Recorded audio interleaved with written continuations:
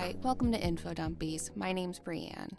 I'm autistic, I have AuDHD, my pronouns are she, her, and right after this my planner tells me I need to get incredibly high, watch Parts Unknown, and eat a big shit ton of edamame. So, after this recording, I know exactly what I need to do. Today is a solo dump, and if you're a regular listener, you know what that is, and if you're just popping in because you read the title of the episode and thought, oh, okay, cool, that is an episode where it's just me. Usually my lovely assistant / wife Violet is here, and she does the episodes with me, but sometimes I do a solo dump to talk about something that pertains to ADHD and or autism, and I'm doing that today. And why would I do this? Because my job, apart from what you're listening to right now, my job is being a coach and peer support specialist for other late recognized AuDHD folks. So a lot of the times I do these solo dumps. So when people are my clients, I can send them here so they don't have to have me talk about this for an hour. They can just listen to this if they want, and then we can get on with working on their planning. So if you're one of my clients, howdy. Thanks for listening. Thanks for listening to the link I sent you. So today we're going to talk about how to use a planner, which is not usually what my solo dumps are like. I don't think this feels like a slight divergence from the form, but I lately have had a few clients where we've talked about planning stuff, and I ended up walking them through how I organize my planner. Not to say that my way is the right way, but just to kind of show them that the way you were taught to use a planner in school is probably not effective for your AuDHD brain. This is something I also hear from a lot of people who come to see me for coaching initially. Just a comment of, yeah, like a planner's gonna help. And then I'm like, okay, yeah, it won't make your ADHD go away, but also it will help. But also we have to use it a little differently. And I just gently suggest a planner. Again, you're not going to suddenly be neurotypical. But if you've listened to my other solo dumps, you have heard me talk about how important it is to have a place to get the stuff that's rattling around in your head and a place to put it elsewhere.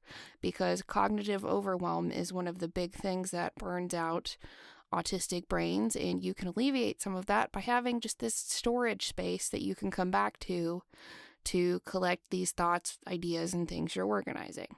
So you might think planners don't work for you, but please hear me out. They are a tool, and by the end of this episode, you might want to start using one yourself in addition to your other things. So folks who find me from podcasting tend to want to learn how I balance the plates I'm spinning. I'll kind of use what I do as an example and break down the steps I go through for an episode of Infodumpies even to help myself stay on schedule. So for a lot of us, myself included, planners were something I was taught to use as a kid. It was a very basic planner. I was given one in elementary school. Everyone was given the same thing. Like the length and breadth of what we were given to do was just to write down our homework and write down deadlines for projects, but I wasn't taught about how do I pace myself for that homework? How do I make sure I get that project done before the deadline and, before the night before the deadline? How do I pace myself? Most of us were not taught those things in school. We were just taught this is the deadline, get it done before then. Which obviously, when you have disabilities that affect your executive function skills, your not just time management, but your experience of time itself, you have a brain that maybe makes more connections than other brains, that's simply not enough. And when it's a big task, you can't just write that down. So I can't just write Infodumpies down and sit down and know what I need to work on. I'm going to stare at the screen and go, for 20 minutes until I decide what thing I need to do next. So if you think planners aren't for you, please bear with me. I don't think of planners going to cure your ADHD, but I do think having a place to plan things that is outside of your own brain is critical when you are walking around with AuDHD software.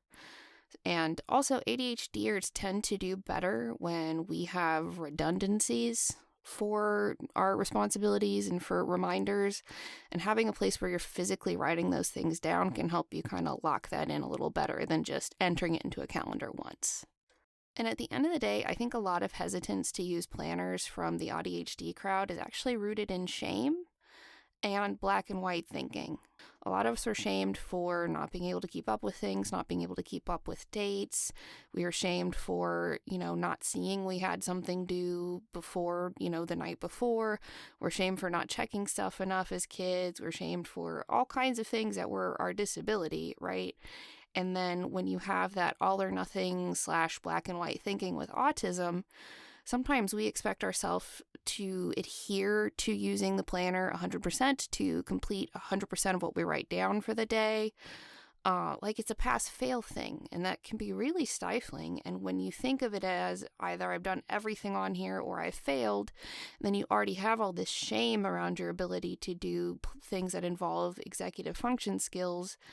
Those two things kind of join forces to make a planner a really scary thing. So if you take anything away from this episode, think of it as a shift in how you understand what a planner is for and what successfully using one looks like. The planner is not something that tells you what to do. The planner is a tool to help you accomplish the things you want. And just like a hammer isn't always the right tool for a job, that doesn't make it the hammer's fault or your fault that, this job needed a table saw. It is what it is. So you're going to add the tool of a physical planner to your toolbox, and sometimes that's the tool for the job. So for me, a planner is just one of the things I use to keep my life in order. I think redundancies are key for me because if I mess up in one area, something else can help make sure I don't, miss a meeting with a client. And with us, we don't have brains that habituate to tasks the way that neurotypicals do. So even if it's something you do all the time, I have redundancies in place. I'm going to walk you through how I set mine up each week. It's not the right way to do it. It's the current right way for me. And this isn't prescriptive. What works for me probably won't work for you 100%. My life is weird. I work from home and I have, my little jobs that I do. So this is definitely not something that works for everybody. But my hope is that you can use this as a jumping off point to reframe how you plan your days and your time. So I've said in other solo dumps that having self-admin time to figure out your day and your week is really important for AuDHDers. So this is me giving you a glimpse into what mine looks like. First, you may ask, what kind of planner do I need? And I'll tell you, you don't actually need one. Psych, it's a big joke. You don't need one. I actually recommend you just use a plain notebook until you figure out what works for you. For a long time, I used just a plain ruled notebook. I recommend starting out with something you already have or something really cheap like a composition notebook. AuDHD has a tendency to think that buying something is going to fix an issue simply because we got dopamine from buying the thing. You can't possibly know what type of planner seems best for you if you don't experiment with different layouts in the first place. So rather than have yourself buy an expensive planner, don't like it, and then go searching for another one, just start with one of those cheapo beepo little black and white notebooks that make me think of Harriet the Spy. Or, I like thrifting, looking for notebooks sometimes if I want one that's not cute, because I also have the flavor of autism that thinks some notebooks are too pretty to write ugly things in, so I simply won't do it. But using a cheap notebook at first is a really low-stakes way of figuring out what works for you. And if a notebook sounds unappealing right off the bat, I recommend that you use an undated planner if you must get a planner. So my planner is undated. I write in the day of the week and the date myself. I like this better because realistically, you shouldn't be using this every single day. Like, I don't want to think about a planner on my birthday or on Christmas. Like, Violet and I are going to be going on a little cabin trip in April. That shit, I'm not going to do that. I'm not going to have my planner out and do shit in my planner while I'm on a little cabin trip with Violet. There's no need. I shouldn't. But if I had a calendar that already had the dates in it, my black and white, all or nothing thinking of autism would look at those missed dates and times, even if the majority of the time I was using it daily, and say, wow, really fucked up, didn't you? You didn't use the whole thing. But with my undated planner, I can come back from my trip with Violet and then just pick right back up where I left off. The whole planner gets used. My brain sees that I have filled out the whole thing, and it is fine. So if you're like, I won't do the notebook, I do need some sort of structure in place, I would just, your search terms are undated planner. So before I get into how I do my admin time, I wanted to tell you some of the other things that I use in addition to a planner. And like I said, I'm moving away from apps, but some of them are just unavoidable, and some of the digital stuff automates things for me in a way that is really accommodating. So I'm not like 100% analog in how I do this, because I simply don't think I would be able to handle all of the stuff I do doing 100% analog. But think of this as things that might be supportive to what your life looks like in addition to the planner. So before I get into how I use my paper planner, I'm going to talk about redundancies. So I use Calendly for scheduling my coaching clients. It's great. I send them a link. They can go in and look at my schedule. I can block out days and times I don't want to see people. Like every Wednesday, I have time blocked out for me to see my therapist. I don't see clients on Mondays and Thursdays, so I can work on podcast stuff and get other shit done and do appointments. I can block off, certain times if I want to take some time off. And my clients can use that without having to reach out to me to schedule. They can just, they pay, they schedule, they handle that on their own. And then I get an email telling me that someone's scheduled with me. I click a few buttons and their appointment is in my Google Calendar. And there's already a meeting link and everything. I have my Calendly give me 15 minutes before and after clients, so I end up with 30 minutes between appointments. And I also limit myself to 4 clients a day. So this gives me transition time between things, which is something I had a lot of problems with working a regular job. And the transition time I build into my schedule is a way I self-accommodate for my autism. And I'm in the process of de-Googling my life at the moment. This is what it is currently, but it might not be in the near future. I still use a digital calendar in addition to my Calendly. So my Calendly creates the event. I put that for now on a Google Calendar. Having stuff automated helps my ADHD so much. I don't clutter up my Google Calendar. I have appointments and things that affect me and my partners. Violet and James both work from home, so it's nice that they know when I have a client so they don't fucking make noise and come in my room and bother me. So I have a Google Calendar and I have it remind me 30 minutes before I have a client, and I share that calendar with my partners so we can kind of make sure we are moving respectfully about the house during the workday. I also keep a plain, kind of shitty notebook around if I have a larger task that I'm working on and I need to break that task down into parts. I'm going to talk about that a little more later because, like I said, just writing down work on Infodumpies, I'd sit in front of my computer and be like, and do what? But at one point, I wrote down some really digestible chunks of work for Infodumpies, and that is my workflow for that now, and I can put that in my calendar. If I'm trying to break down a task into parts and I need to make some ugly notes, I get an ugly notebook because, like I said, I won't do anything scribbly or ugly if the notebook is too cute.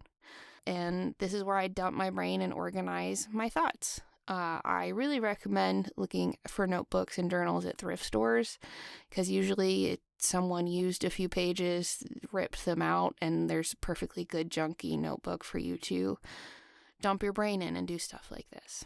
So we're going to talk about my admin time, and I'm going to start with what I do every month, and then what I do every week, and then what I do every day. My monthly planning. I use an undated planner. Mine's from Papier, Papier. They make the same basic undated planner with a bunch of different art on it. I like mine that it's pretty. I'm more likely to use it because it's pretty. The planner isn't magic. I don't think Papier has anything, particularly unique about it when it comes to undated planners. That's just where I chose to get one. So any undated planner that seems nice to you, you can look. But I knew someone would ask me specifically what kind I've used because I've had clients do that, so I'm telling you now. For those who are curious, if you go to the Papier website, they have pictures of what the insides look like. Every month, I fill in the month view for my calendar.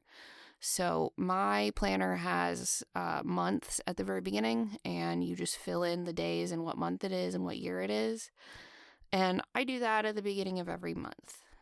I don't update this all month. I do this once to get a good idea of what my month looks like, to help put me in the right frame of mind to understand, hey, I need to stop saying yes to things. There are too many things, or, ooh, you've got, appointments for stressful stuff this week. Maybe make a note to take it easy. This is just to help me get a view of what my month is going to look like. It would be ridiculous for me to upkeep it because, like I said, my clients can schedule with me at any time of day, any time of night, anywhere in the world. And if I were going to go write that change down on the month view of my calendar every time, it would just be too much. But it's fine. But this gives me a good idea of what my month looks like at the very beginning, so I can kind of look out over the next few weeks. I can see all of my podcast recordings. I can see how many streams I'm doing for Discord. I can see my social events. I can see how busy my weeks already look client-wise. And I like to choose one day a month just to take off from everything and do something artsy I can hyper-focus on. So this is usually when I choose that day.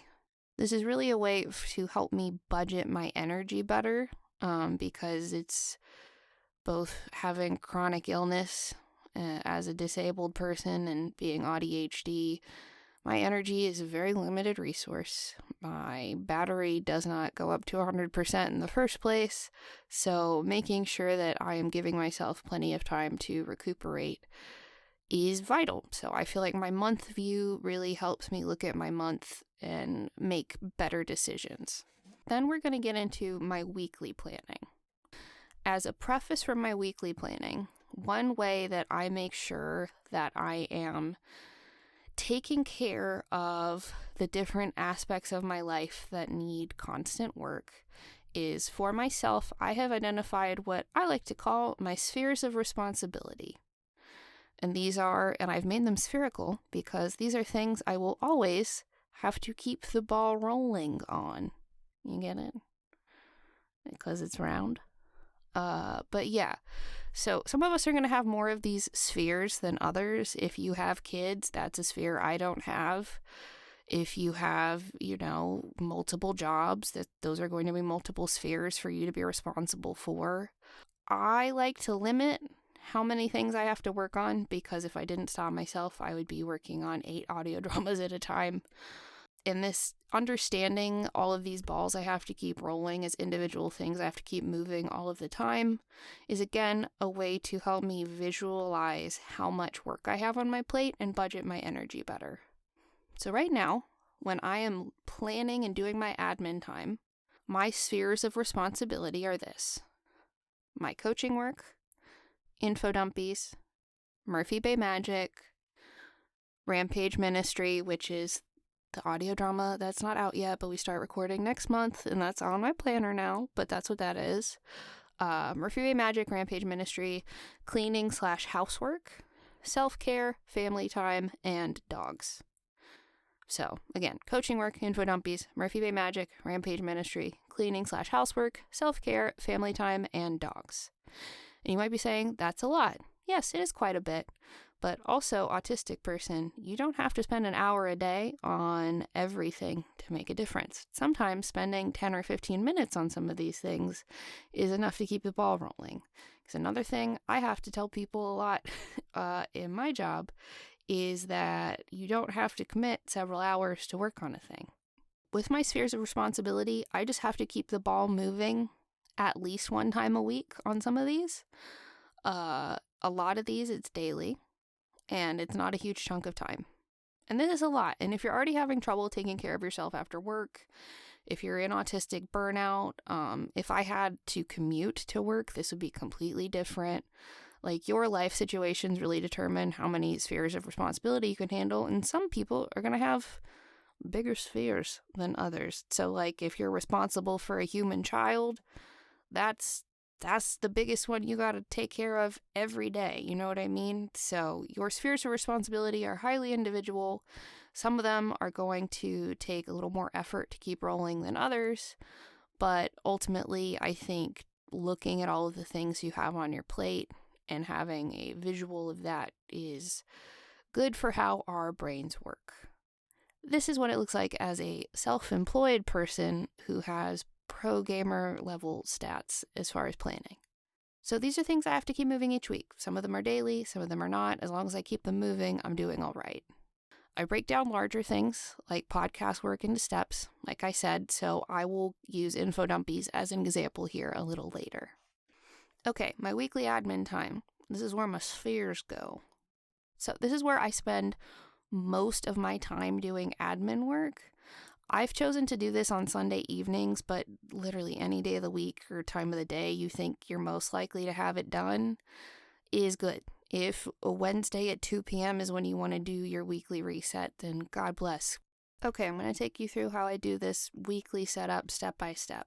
This is the most intensive part of my admin time. First, I fill out the day of the week for the next 7 days on my planner. Easy. Next, my planner is divided up into sections for each day. So there's a section for my schedule. So my schedule are things that have times and appointments. So my first step is I add anything from my Google Calendar to this section for the week on its respective days.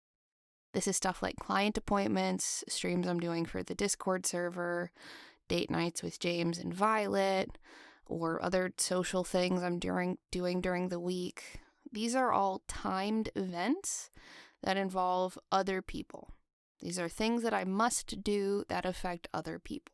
After I've gone through and added that to my schedule portion of my planner for each day of the week, next I go through my week and I write down the things I have to do.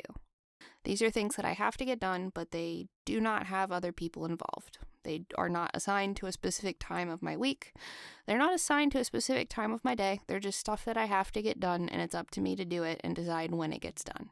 Those things are ones where I like to front load my week to try to include the most stuff on Mondays and Tuesdays. So I have time to move stuff around that I don't finish to some later days in the week, if that makes sense. So my Mondays and Tuesdays look like I have a shitload to do, but by design, I know I'm not getting all of that done. So then I have Wednesday through Sunday to move whatever I don't get done on Mondays and Tuesdays and make sure it gets done by the end of the week. As far as things I have to do that don't rely on other people, I'll give you some examples. For me, these are things like the notes I make for my clients every week. I write notes for my clients who have sessions coming up in the week, and I send them out on Mondays because I just know that I would appreciate that in their shoes, and I'm making the notes anyway. I have my writing quotas each day, so that's shifted into working on Rampage Ministry more and working on another thing, but for a while my quotas were 1,200 words a day on Murphy Bay Magic and 500 words a day on Rampage Ministry, and that's all going to be shifting. Every day I have my editing responsibilities. It's not like I'm finishing an episode, not like it's a specific amount of time.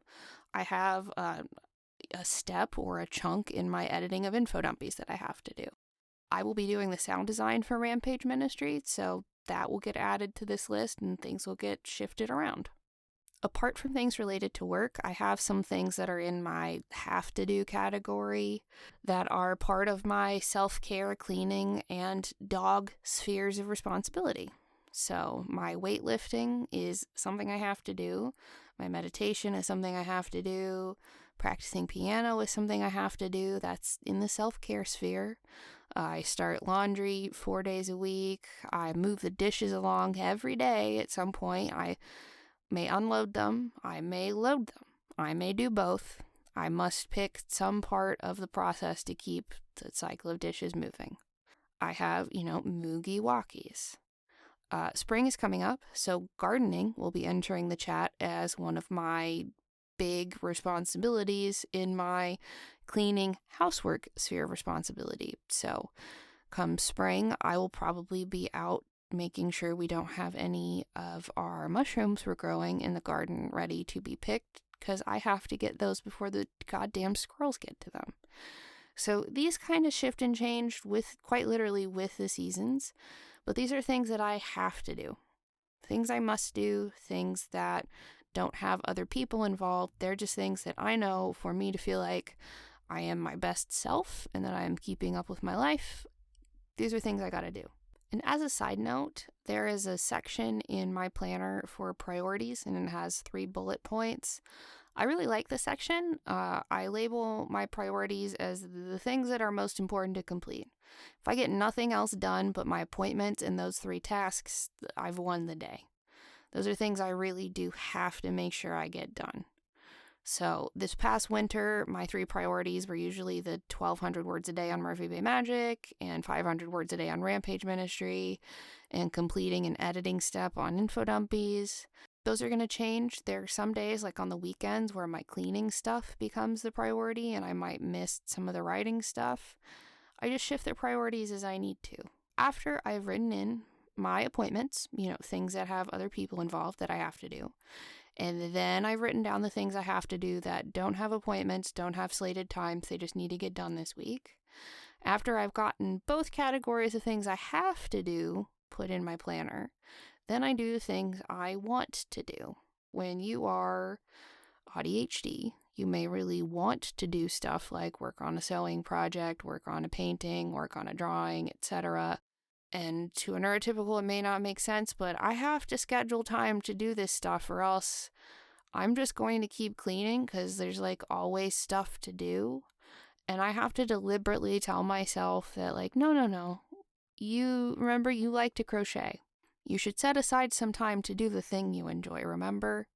And having that as part of my week is something that helps me not burn myself out. So these are things I want to do, and if I, set aside part of my day to work on sewing, and I'm not feeling it, I can go, all right, well, I do have other things I enjoy doing, so it's not like I have to do this sewing right now, but at least I've made some time for it. So the things that I want to do will look like working on a fiber art project, work on writing projects that don't have deadlines, that I don't have plans for, work on household projects that I want to complete, but I don't have to. Some self-care stuff that maybe takes a little longer, like dyeing my eyebrows. Painting, baking, extra long piano practice, things that I would enjoy and would like to do, those go on the list. And I like to make sure I do these, not as things I have to do, but make sure I put them in my planner so my brain recognizes that they are important. This is my weekly admin time. It sounds like, from my explanation, that it takes a long time because I'm trying to give you a lot of context. It really doesn't. This takes me maybe 15 minutes to finish. Maybe. Before I had the planner, it maybe took me a little longer, maybe 20, 25, just because I kind of had to set up, okay, this is what I want to get done, this is how many clients I have, etc., etc. But all in all, if it takes you half an hour, that's quite a long time. I don't want to have to think about it that much. Understanding that each day I have moved my spheres of responsibility along, I go through and look at what I've done for the week and said, yep, taken care of everything I need to take care of. Here are the things that I need to keep moving. I'm done. So for me, that takes maybe 15 minutes. So my daily admin time. I don't do a hell of a lot daily to work on my planner. Stuff that helps me is putting my planner out and open to today, putting it someplace I'm going to see a lot. I also have a jar of pens right by it, and I keep it on top of my laptop should I need to reference my Calendly or Google Calendar for something. Having it someplace I can see it, obviously me working from home means I can put it someplace I'm more likely to see it, and I don't have to really take it anywhere. But I have some clients who, keep it in a bag that they put on the back of their desk at home and then they take to work when they go to work. Just whatever you're more likely to see and more likely to engage with, that's what I would recommend. So for me, it's open and on top of my laptop with pens right by it. At the beginning of the day, I look at it, I kind of decide what I need to do, and I do not expect myself to finish everything. At the end of the day, I look at what I got done for the day. I check off all the stuff I did get done. Seeing clients, my weightlifting, whatever I got done on my to-do list, all of it. I'm checking it all off, not because checking that off gives me dopamine the way it would for someone who does not have ADHD, but because the visual of seeing just how many checks there are on this page full of stuff helps, for me personally, my autism see, oh, okay, you didn't get everything done, but wow, you got quite a bit done. That's really nice. And I can actually appreciate the gray area of getting a lot done and not everything done a little better, I think, when I can visualize it. That's just been my experience. So I check off every blessed thing I get done. For those of you who are self-employed and for those of you who work from home, one thing I do is I stop doing work-related stuff after 4 p.m. and then other stuff like household stuff I try to cut off at 7 p.m. That way I can wind down for bed. I'm not in the middle of a project when I'm supposed to be getting ready for bed. It helps me calm my nervous system down before sleep. It helps me not overdo it. So that's kind of at 4 is when I look at my work stuff and see what I got finished and what I didn't. And then by 7, I can kind of get a good idea of what other cleaning stuff I maybe didn't get done. But I usually look at it like 7:15 and then I start getting ready for bed. It takes me like 5 minutes to take care of this. So when I'm looking at my planner at the end of the day, I move the things I didn't get done to later in the week. Either the next day, if the next day makes sense. You know, I might have 4 clients and I see my therapist and then I have date night with Violet after work. That's maybe not the day to say vacuum the living room, right? So if I'm moving things on my calendar and I already in my planner and I already see that I have a bunch of shit going on the next day, then I can go, okay, well, tomorrow doesn't work. Let's see if Thursday works. Let's see if Friday works. So at the end of the day, I move things I didn't get done to later in the week. And this is also a good time to evaluate how my energy is feeling too. So like the past couple of days, my endometriosis has been really bad. I've just moved a lot of my stuff I need to do to the weekend because I know I'm just not going to be feeling up to it the next few days. And it's not my fault. It's not poor planning. I've done very good planning, clearly. I can move that without shame. And like tonight, I'm going to be moving things and evaluating how I'm feeling and seeing if getting some stuff done tomorrow feels realistic. And like I said, all in all, I think the daily time I spend working on my admin time when it's not Sunday is like 5 minutes. Maybe 5 minutes. I'm just moving a few pieces around in my planner and that's it. Now, if there's a particular task you keep moving and you get to, if I get to another Sunday and there's been something on my to-do list that I put on there last Sunday and it kept getting moved, this is where I stop and ask myself why I'm having trouble getting a task done. And hey, the answer is not there's something wrong with me and I'm bad at being an adult. The answer is I am multiply disabled, and if it's something I really intended to get done and it didn't make it to get done that week, it is a sign that my disabilities might be getting in the way of my ability to complete it. So if I have something I keep moving and not doing, this is my sign to approach that with curiosity as to why I'm not able to get it done, compassion for myself, and then I find a way to accommodate that task or get help with that task. A lot of the time, it really just involves me setting a time with my partners so they can help me emotionally regulate while I take care of something. Like with gardening, I had to pre-order some plants for the spring. We're trying to turn our front yard into a food-producing place, work on that this season.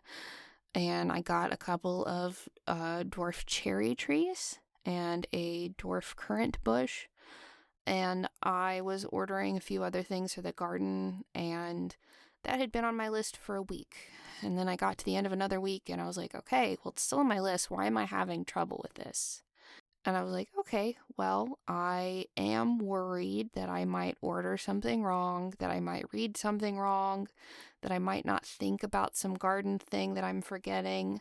I'm worried about not catching details. I'm also worried about not doing math correctly on something and for the size of our yard.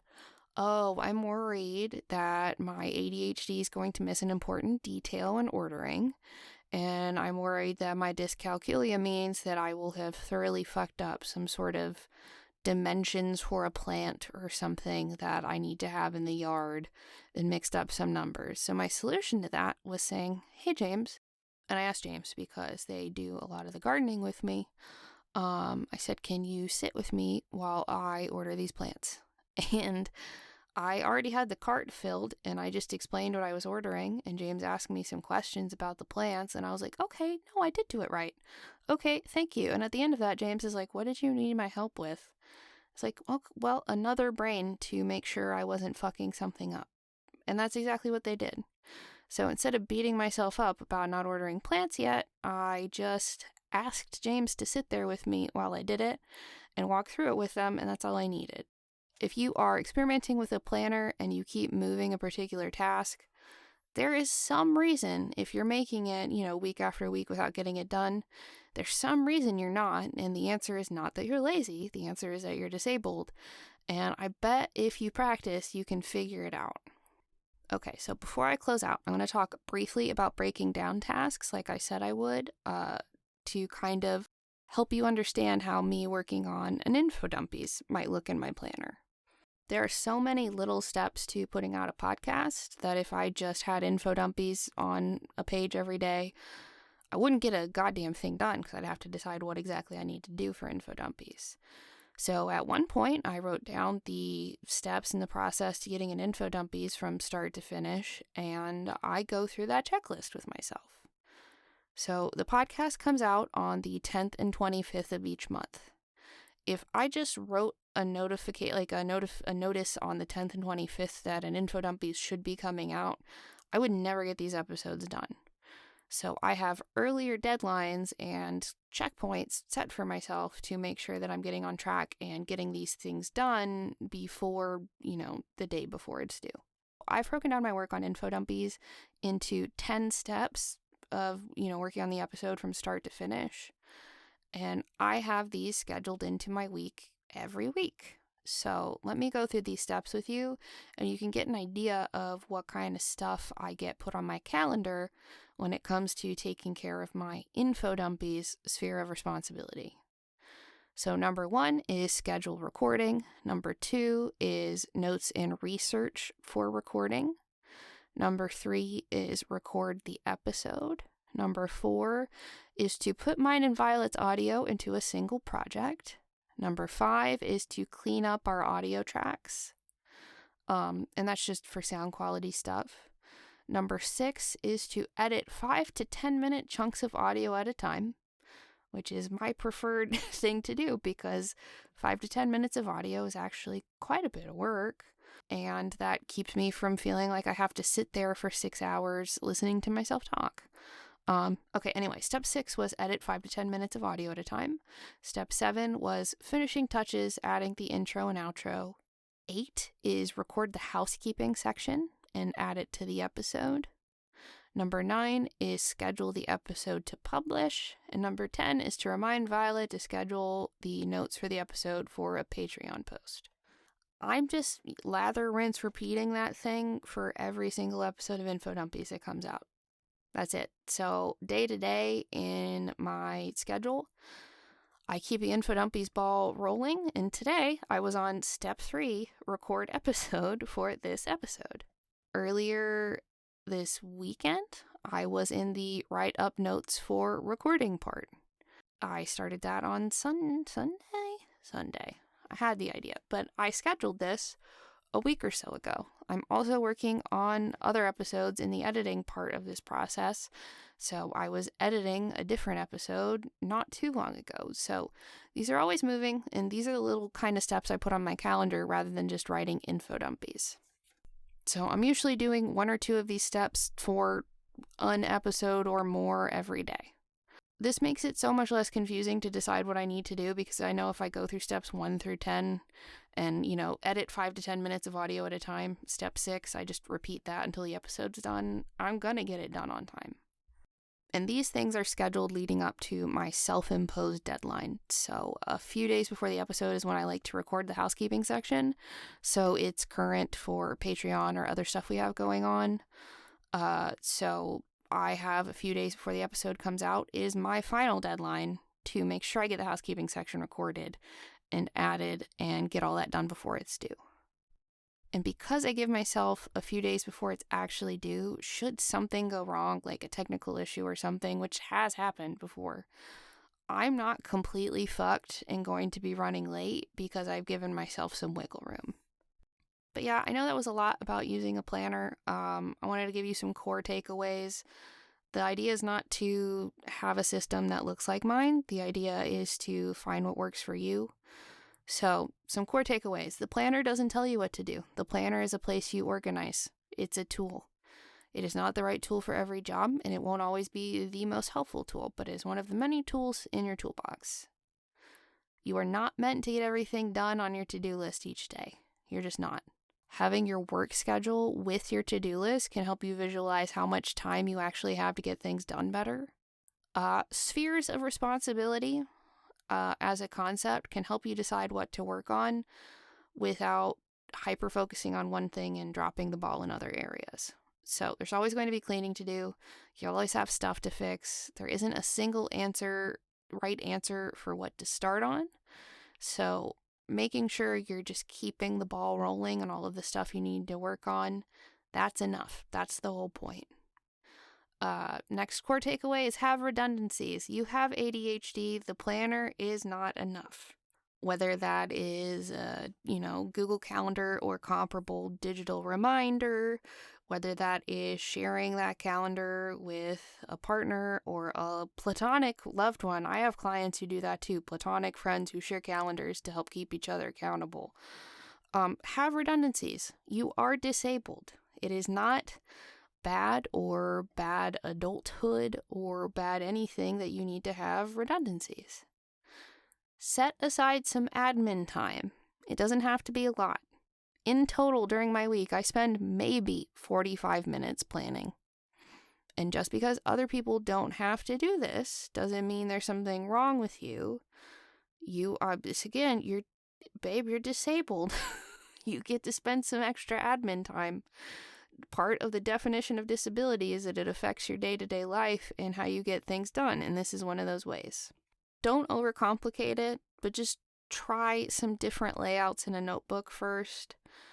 Please do not get too granular. There is not a perfect system, and like you've seen, mine is changing because life changes, my responsibilities change, and you should have something that is enough structure to help you get things done, but loose enough that it can change as life changes. And like for me with gardening, quite literally, as the seasons change. Also, when I say layouts in the notebook, this doesn't have to be a bullet journal. For me, it was just, here are my clients I have today. Here's the shit I have to do. Here's the shit I want to do. That was it. It wasn't even cute. Try writing yourself a few items on there that are your must-complete priority tasks each day. Personally, I think if you've gone over 3 of them, that's probably too much, but limit it. Have a limit for how many things you must get done each day. And then break down big tasks so you don't sit down to work on them and then have no clue what the fuck you should be doing. Like for me with podcasting. And like I said, the way that I do things might not be right for you. I work from home. My partners both work from home. I have several little jobs I need to take care of. Take what you liked from this, leave what you didn't like, or found repellent. Just leave, not saying you need to do it. As you work on ways to organize your time, you can remember that you aren't the problem. You are disabled. It's not that you're bad at being an adult, and a lot of this just takes practice. So if there's an aspect of this episode that you thought, I might want to try that, that's the entire point. Experiment with it. And finally, when you have trouble accomplishing something you have needed to get done, approach it with curiosity and compassion. Figure out what you're missing and what would help you get that task done. And it is okay if the answer is ask someone else for help because it doesn't seem like something you're able to do. That's fine. So I hope this has been helpful. I don't often like to plug my coaching work because I get uncomfortable asking you to purchase my services. But my link for my coaching website is in the show details. I am taking clients currently. My schedule is permitting some space on the reg. And if you would like some one-on-one help with this kind of stuff and figuring out what your spheres of responsibility are, what feels like too much to have during your week, maybe you have a really difficult specific task you need help breaking down, maybe you're a student and you need help figuring out how to break down your different projects for the semester, hit me up. There's a contact form on the site, and I will get back to you promptly, but not after 4 p.m. Central Standard Time, because like I said, that's when I stop doing work shit. Okay, and since this is a solo dump, I'm going to go ahead and take care of the housekeeping section. Before I get to thanking our Patreon supporters, I would like to make you aware of a mutual aid opportunity. Violet has designed some stickers that say "Fuck ICE," and they are in our merch store, and 100% of those proceeds go to Community Aid Network Minnesota. She actually just made a donation from the stickers this weekend, and I will be posting the donation receipts on Instagram as soon as she gets those my way. But Minnesota is not doing well. Trump's Operation Metro Surge had thousands of our neighbors stolen from us. It has been chaos here. They've said they're pulling people out, but the only thing we're really seeing here in Minnesota is that they are getting sneakier. They're doing things like pretending to be a woman with car trouble. They're doing things with like having kids with them and asking you questions about your neighbors and using kids as props. It's bad. They're getting more insidious, they're getting sneakier, and there are a lot of folks in our community who have not been able to go to work, who have not been safe to go out and get groceries, who have missed so much work, who have lost jobs, who have medical bills because of the violence against protesters. And CAN-MN, Community Aid Network Minnesota, is a really well-established community mutual aid organization here in the area, and we are happy to give 100% of the profits from those stickers. So if you want to help out my neighbors, that is a great opportunity, and the link is in the show details. And now I'd like to thank our Patreon supporters, like Harleen, Bethany, Laura Kramer, Lilith Rain, Janice Weston, Anarchista, Percy, Nanya B, Kate Michigoose, K Genius, Chibs1012, Dave Peril, Megan E, Carl Brooks, Natasha Neves, Gus, Lucy, Helen Clifford, Sewing Seraph, Rachel Rachelson, Fintago, and Randy Lovings. And you know how to help us out. If you want to support us, you can tell other people about the show. We don't take paid advertisements, and we don't pay for advertising. We grow entirely by word of mouth. So every opportunity you have to tell someone about Infodumpies and to tell them to listen to it, please, please, please listen to it, that helps us out immensely, because word of mouth is how we grow. So if you post about it on social media, you tell your buddy at work, you know, and tell your dentist, I don't know, tell someone. You tell people about the show, that helps us out a ton. If you want to help us out even more, you can leave a cute rating or review on your podcatcher of choice. The more activity we get in those respective podcatcher algorithms, the more we're going to get recommended to people who like things similar to Infodumpies, who like things similar to what you like. And that action helps us look current, too, to people who are searching for podcasts because they see current activity, and that makes it seem a little more worth their while to go click on a show. So if you could leave a cute rating and a cute review, a cute comment, if your platform supports those, whatever you can do to get us more action in those algorithms helps us out a ton.